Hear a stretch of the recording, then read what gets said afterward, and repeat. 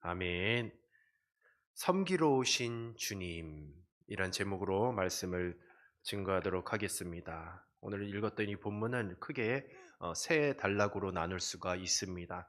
17절에서 19절은 세 번째 예수님의 순환 예고를 말씀하고 계시며 20절에서 28절은 누가 더 큰 자인가라는 그 제자들의 질문으로부터 시작됩니다. 또 29절에서 34절은 맹인 두 사람을 고치시는 그 사건이 나옵니다. 오늘 이 본문 말씀은 특별히 18장부터 시작되는 예수님의 제자도에 대한 그 가르침의 연속 석상에서 보시면 됩니다. 참된 제자도는 하나님 나라를 올바로 이해하고 또 예수님께서 가신 그 길을 온전히 따르는 것이며, 예수님께서는 바로 이 제자도에 대하여서 18장부터 계속해서 지금까지 말씀으로 또 가르치고 계십니다. 하지만 아직도 제자들은 예수님께서 가르치신 그 하나님의 나라와 참된 제자도의 의미를 잘 이해하지 못하고 있습니다. 이런 상황 가운데에 예수님께서는 세 번째 순환 예고를 하십니다.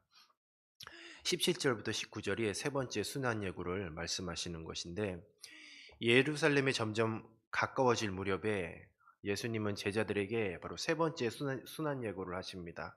근데 앞서 두 번 예고하신 것과의 차이점이 있다면 딱 한 단어, 이방인이란 단어가 사용되었다는 것입니다. 예수님은 종교 지도자들이 예수님을 로마에 넘겨줄 것이고 또 로마에 의해 조롱과 채찍의 십자가, 이 처형을 당할 것이라는 좀 더 구체적인 그 예언을 하고 계신 것이에요. 이제는 더욱더 예루살렘에 가까워지고 십자가의 순환이 가까워짐에 따라서 이방인이라는 단어를 첨가하심으로써 좀 더 본인의 그 십자가에 당할 고난을 구체화시키고 더욱더 사실적으로 그렇게 예언적 의미를 가지고 이 단어를 사용하셨습니다. 20절에서 28절은 누가 더 큰 자인가라는 제자들의 질문으로 시작됩니다. 마태복음 18장 1절에서 4절에 이미 이 똑같은 질문이 한번 나왔던 적이 있어요. 천국에서 누가 큰 자인가? 이 제자들의 질문에 예수님께서는 어린아이처럼 자신을 낮추는 겸손의 제자도를 가르쳤고, 세베대의 아들들의 어머니 야고보와 요한의 어머니, 바로 이 본문에서는 그 어머니가 다시 한번 이 문제를 제기합니다. 그 이유는 예수님의 나라가 임할 때에 예수님은 계속해서 하나님의 나라에 대하여서 가르치셨고, 그 하나님의 나라에 대하여서 단순히 그냥 정치적인 나라, 이 땅 가운데의 나라로 잘못 오해하였던 이 제자들과 특별히 야고보와 요한의 그 어머니가 예수님에게 질문을 하였던 것이죠. 예수님의 나라가 임할 때 자신의 두 아들을 주의 좌우편에 앉게 해달라는 청탁을 하고 있습니다. 그녀의 두 아들은 가장 먼저 제자로 부름을 받았고 또 변화산에 함께 오를 정도로 제자들의 그룹의 핵심 인물이었습니다. 더욱이 바로 이 야고보와 요한의 어머니는 예수님의 이모 살로메로서 예수님과 친족 관계에 특권을 또 가지고 있었던 것이죠. 인간적으로 생각하면 당연하다라는 생각을 했던 것이죠. 예수님과 친족 관계였고 예수님을 가장 먼저 따랐던 자도 그, 그, 이 살로메의 두 아들이었기 때문입니다. 예수님은 바로 이 두 제자에게 22절에 질문을 하십니다. 내가 마시려는 잔을 너희가 마실 수 있느냐? 여기서 이 잔은 바로 예수님의 고난과 죽음을 상징하고 있습니다. 근데 이 두 제자는 주저없이 마실 수 있다고 대답합니다. 제자들이 생각한 이 잔과 그리고 제자들이 생각한 잔과 예수님이 말씀하셨던 잔은 분명한 차이점이 있었던 것이요. 이 제자들이 생각한 잔은 자신들 각자가 생각하는 이 메시아의 나라를 그런 세우는 과정에서 겪게 될 위험이나 고초 정도로 생각했을 것이에요. 그러니 마실 수 있었겠죠. 빨리 마시고 빨리 해치워야 자신들이 생각했던, 각자가 생각했던 메시아 나라가 도래하고, 바로 그 나라가 도래할 때 한 자리 차지할 수 있기 때문에 기꺼이 그 잔을 마실 수 있다라고 이야기했었던 것입니다. 그러나 그들의 잔과 예수님의 잔은 분명히 달랐습니다. 예수님은 훗날 이 두 제자들의 운명을 꿰뚫으시고, 특별히 23절에 보시면 자신의 잔을 마실 것이다 라고 말씀하고 있어요. 예수님의, 지금은 아니지만 머지않아서 예수님이 마실 그 잔과 동일한 잔을 마실 것이다 라는 그런 예언적인 말씀을 하셨습니다. 결국 이 말씀은 사도행전 12장 2절에 야고보의 순교를 통하여서 성취가 되어집니다.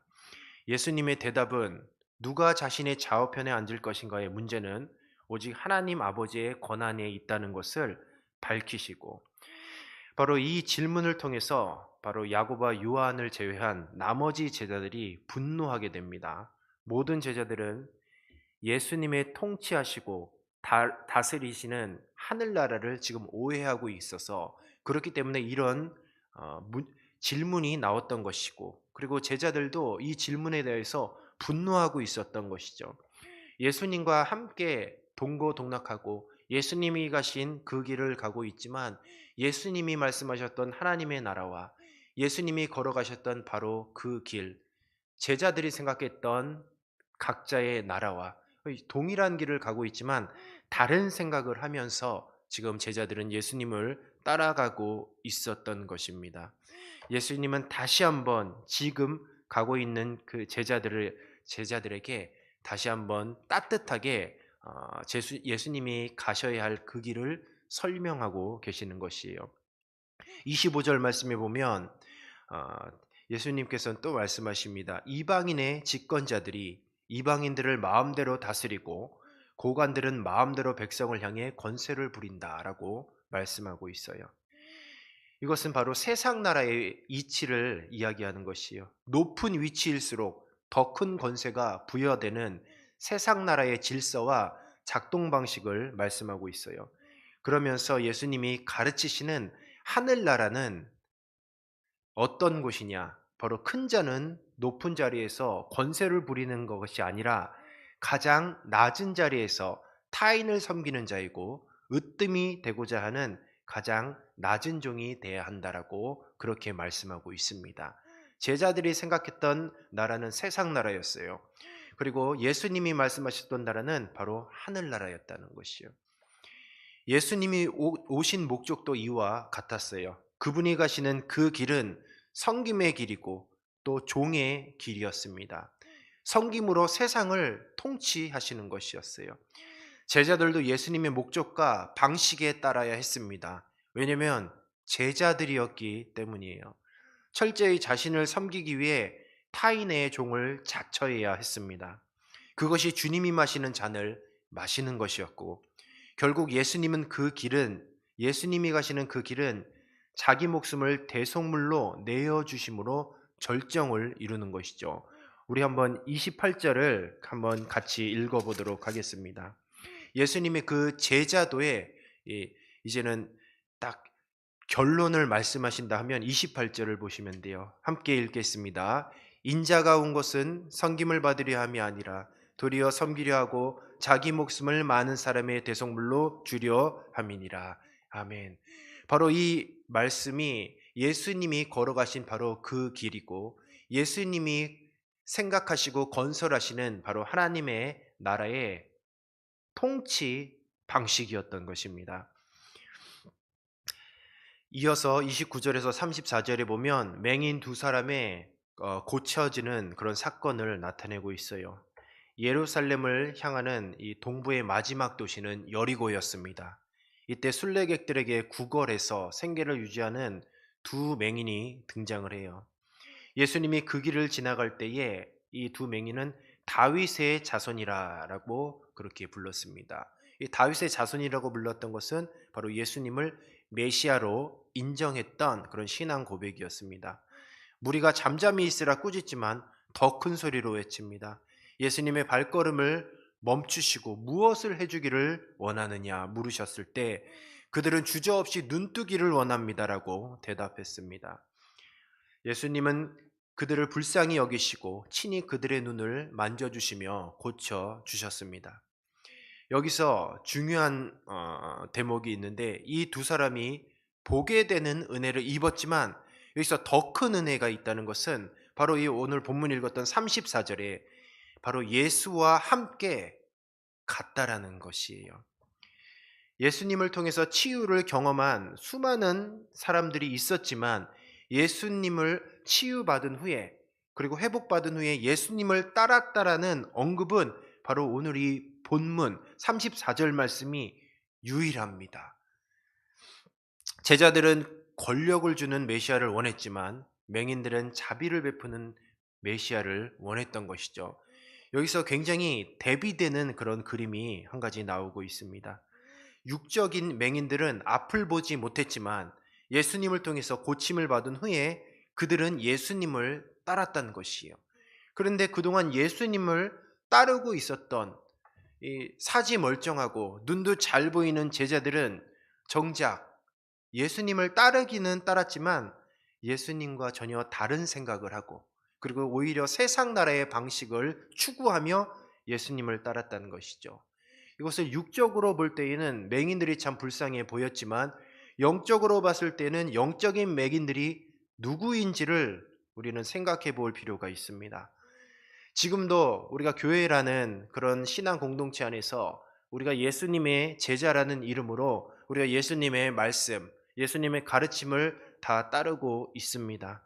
그러니 정말 예수님의 참 제자, 예수님이 생각하시는 그 하나님의 나라를 꿈꾸고 그리고 예수님의 그 나라의 통치 방식인 그 섬김의 제자들을 추구하며 사는 예수님의 참 제자는 몇 명이나 있는지를 우리는 한번 살펴볼 필요가 있습니다. 지금 바로 이 장소는 여리고라는 사실을 기억하십시오. 여리고가 어떤 곳이냐?